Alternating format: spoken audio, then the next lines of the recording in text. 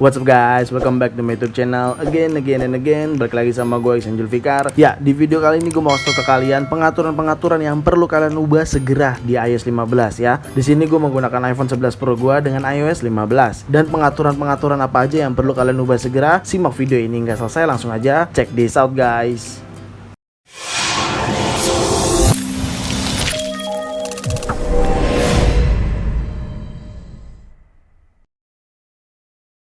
Oke, pengaturan yang pertama yaitu hide IP address di Safari. Nah, kalian pergi kemana? Ke setting, lalu ke aplikasi Safari, cari di sini. Nah, di sini Safari, kalian tap, lalu di sini kalian scroll ke bawah, adanya fitur hide IP address. Nah, di sini kalian wajib pilih from tracker, jangan di off ya. Ini penting banget buat keamanan kalian saat browsing di Safari dengan menggunakan fasilitas internet umum kayak gitu. Oke, lalu selanjutnya masih di bagian setting karena pengaturan ya, yaitu settingan private relay iCloud. Adanya di mana? Kalian pergi ke profile, lalu kalian pilih ke iCloud ini, lalu di sini ada private relay beta. Nah, di sini kalian enable ya, tapi terserah ya. Ini kalian bisa disable juga nggak apa-apa. Tapi gue lebih pilih di sini menjadi enable. Kenapa? Karena ini siapa tahu jadi penting buat kita ketika kita aktivitas internet lebih private lagi. Karena ini menyangkut dengan iCloud data kita kayak gitu cuy. Jadi gue lebih pilih enable ini. Oke? Ya, selanjutnya masih di bagian iCloud ini, kalian pilih yang hide my email. Nah, di sini penting banget ya buat teman-teman yang suka menggunakan aplikasi lalu diminta untuk bikin akun ya dengan alamat email, better kalian buat email address di sini dengan hide email kalian ya. Gampang banget, kalian tinggal create new address, lalu kalian continue aja. Nah, di sini labelnya apa terserah, misalkan tes seperti ini, kita next aja langsung, lalu tap done. Ya, ada kan di sini. Jadi nanti ketika kalian login menggunakan email kalian yang ada di bawah ini ya, kalian akan di hide email utamanya menjadi email-email yang ada di sini kayak gitu. Contoh seperti ini aplikasi Bodywatch, gue menggunakan sign in dengan email ini, jadi dibuat hide email atau diganti emailnya oleh iCloud ini biar lebih secure lagi datanya kayak gitu cuy.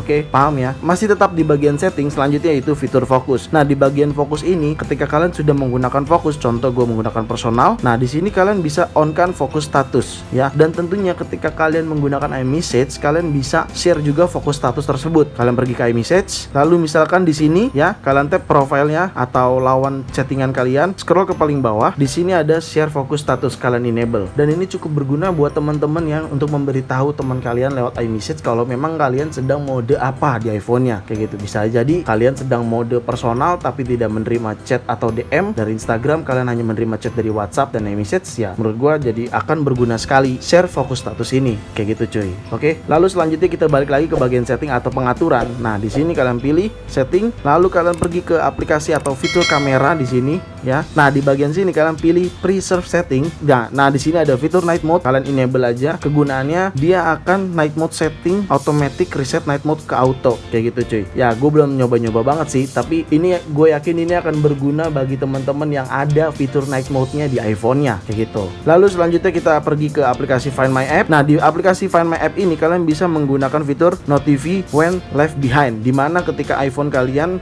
jauh dari kalian atau kaliannya sendiri meninggalkan iPhone kalian lebih dari 100 meter. Nah, di sini kalian tap aja. Di sini gue udah enable ya. Kalian wajib ini di enable. Nanti kalian location-nya kalian bisa atur, new location juga bisa. Di sini kalian tap new location, kalian bisa atur paling kecil itu 100 meter. Oke. Nah, di sini tapi notifikasinya ini terlihat jelas di sini tulisannya enable for your Apple Watch. Jadi notifikasinya akan dikirim ke Apple Watch gua kayak begitu. Jadi teman-teman kalau memang belum memiliki Apple Watch ataupun device lain, kayaknya ini agak sedikit kurang berfungsi buat teman-teman kayak gitu coy. Ya, selanjutnya kita ke bagian setting lagi, adanya di aplikasi mail. Nah, di bagian ini email, kita tap, lalu di bagian sininya adanya privacy protection. Kalian tap. Nah, di sini kalian wajib enable protect mail activity. Kenapa ini penting banget? Untuk email kalian terjaga dari phishing, dari spam dan lain sebagainya ya. Jadi ini akan bener-bener berjalan banget untuk membuat privasi kalian tetap terjaga di bagian email kayak gitu. Protect mail activity wajib kalian enable. Lalu selanjutnya masih di bagian setting, kita pergi ke accessibility di sini ya. Lalu di sini kalian pilih yang paling bawah adanya pre-app setting. Nah, di sini kalian bisa gunakan ya. Contoh misalkan kalian add app, di sini misalkan gue pilih home screen ya. Kalian hafalkan dulu tampilan home screen gua serta fontnya kayak gini. Oke, kita coba rubah di bagian home screen. Gua akan merubah misalkan di bagian teksnya. Oke, gua akan besarkan teksnya segini. Kita close. Ya, tampilan home screen gua teksnya sedikit berubah ya daripada sebelumnya. Bukan sedikit, emang berubah kayak gitu. Jadi bagi teman-teman, pre-app setting ini bisa lebih spesifik lagi konfigurasinya untuk kalian konfigurasi sesuai sesuai keinginan kalian. Dan bahkan teks boldnya juga bisa kita gunakan. Nah, kita lihat home screen gua ya, teksnya menjadi bold. Kalau misalkan gua default tidak jadi bold teksnya, kayak gitu. Oke, jadi ini bisa kalian konfigurasi sesuai kebutuhan teman-teman ya. Di sini banyak juga kalian bisa pilih konfigurasi mana yang ingin kalian konfigurasi. Oke, itu tadi detail kegunaan dari pre-app setting. Oke, bisa dipahami ya. Ya, selanjutnya masih di bagian setting juga kita pilih notification. Nah, di sini nih kalian wajib summary notifikasi di schedulein. Kenapa? Ini penting banget sih, tapi aplikasinya hati-hati. Aplikasinya jangan aplikasi chatting, nanti kalian tidak menerima notifikasi. Di sini yang gue summary atau gue schedule kan Instagram, YouTube Studio dan Google. Jadi maka hasilnya akan seperti ini. Kalian bisa lihat notifikasi center. Nah, nih summary-nya. Gue tidak menerima notifikasi dalam berbentuk satuan, tapi gue menerima dari summary. Oke? Jadi di summary dischedulekan sesuai kebutuhan kalian schedule-nya di sini. Nah, di sini kalian bisa atur schedule-nya sesuai kebutuhan kalian.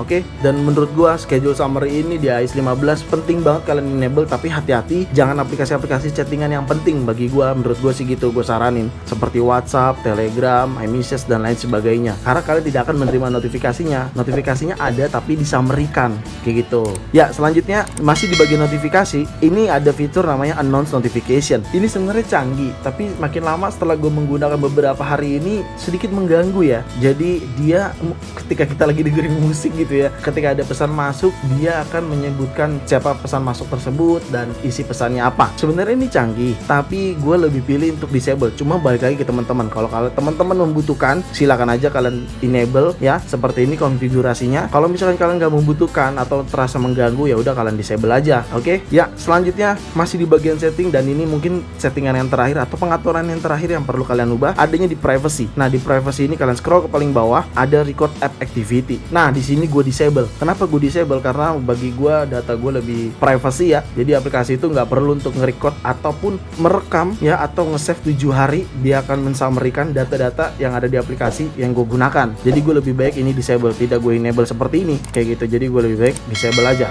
Oke, jadi dia tidak merecord activity app gue atau app activity yang gue gunakan pada iPhone gue kayak gitu. Oke.